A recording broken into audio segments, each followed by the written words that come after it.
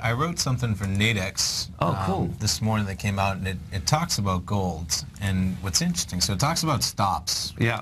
And you can find this, I'm going to pull it up on TFNN. It's right under our breaking news.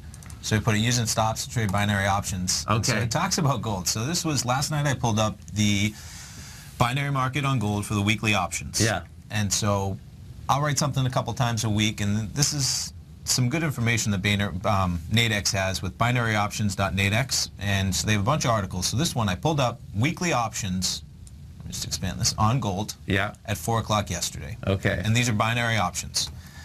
So here's your chart. Let me just zoom in so we can see it. Yeah. We'll put it up here.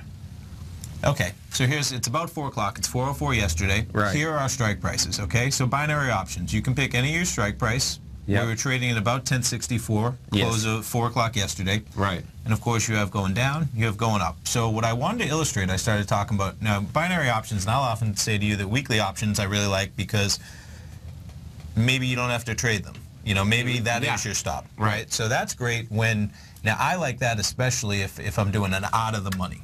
You know, maybe you're going for a close above 1075. Now this was 4 o'clock. I had no idea, and what was this cool, is on a Monday. Okay. This is yesterday. Right, so this was before the overnight pop that we were looking at. Yeah. So you're saying, okay, you can go either way. You know, you can go out of the money, where you can pull it up, and maybe you're going for a strike price above where the market's currently trading at. You can buy that at 31. You can buy it at 1750, depending where you're looking for. Yeah. Or you can go in the money. You know, you can say to yourself, maybe by the end of the week, you think it's going to just close over the 1055.50. Right. Okay, you got about eight, almost 9 points of premium there. So what I started going over was, most of the time, let's just look at this 1055.50. Okay. Okay. So most of the time, people look at binary options and they say to themselves, you can buy it for 71. Yep. So your risk is 71. Okay. You have a max profit of 29. Yes. Because if it expires in the money, you're going to get 100. Right. Okay, so you're risking 71 to make 29. Yeah. You're risking about almost 250 to make $1. Okay. So if you just kept the parameters like that, you'd have to be successful 5 out of about every 7 times, and that's barely breaking even. That's just barely over, and probably when you factor in commissions, you're probably breaking even. 5 out of 7. 250 to $1. Okay.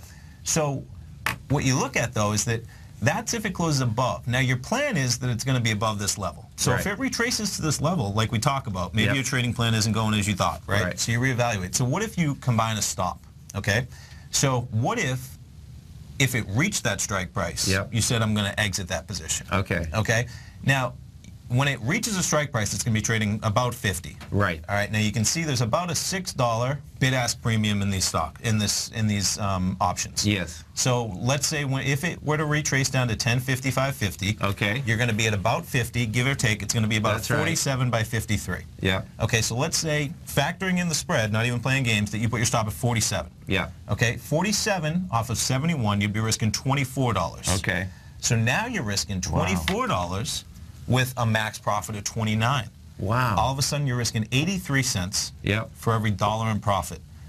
And you can see that the trading methodology that, like, I look at already, if you were to purchase this binary option at 1055.50, and the market were to, let's say, retrace 10 points as opposed to popping 10 points, I would already not be panicking, but I would be saying to myself, this isn't going what I think it's going to go. Right. So you can see how adding a stop and the way I wrote what I wrote, and you can check it out again, it's under breaking news, is that these really, I look at this when it's in the money. Right. Because, you know, when you're putting up 2.5, 3.5 times to 1, that's when you really want to look at, is this a strategy that I'm willing to risk 3 to 4 times what I'm willing to make? Because if it is, you just need to be successful that often. And you can do that. But another way to look at these in the same way, and, you know, even writing it myself, it kind of opened my eyes as I drilled down the math, and I said, you know, it's really cool that I could just be successful 1 out of 2 times. That's amazing. Be massively profitable. And you have about 9 points in premium. Right. Now, you know, I woke up, and that's why I checked it at midnight, of course. You know, so I had written everything, and I said, I wonder how it's doing, you know. I said, oh, it's up $10. How cool is that? You know, that's even better. That's amazing, and of course, it's back down 10. But just looking at that, and that's a real stop. That's no, like, playing games with it'll be at 50. That's providing the bid-ask spread, 47 by 53, if gold comes back down there. And, you know what's cool too, man, is that the aspect of where we are right now. I mean, you know, you're at lows. Yeah. I mean, and so that's it's what like, I was looking at. You know, I said this is a nice trade, and that you have 10 points. Now you have all week. You had 4 days. You know, so it's a lot of time. Right. But you have 10 points in premium, and I said to myself, you know, I don't know if I would feel comfortable risking 71 to make the 29 for the 4 days. I love the... But I'm definitely comfortable risking 24. Yeah, for sure. And you still have the same 10-point premium. Right. You know. Now, the other way to say that is that if you're willing to let it ride and no stop, of course, it can oscillate all over the place. And we talk about the benefit of that as well. You know, you have your stop, you have defined risk. No matter what, I can't lose more than $71. Right. But if you have some time, check it out. It's just a good article. It makes you risk-reward. And that's what I kind of talk about is, and I always say it to you, risk-reward context. You know, I bring up, you know, somebody can say, I win 50% of the time. You know, I make trades. Well, tell me what you're risking and what you're, because that stat means nothing. Right. So. No, that's a fact. Awesome, man. Right into breaking news, folks, at TFNN. It's a beautiful thing.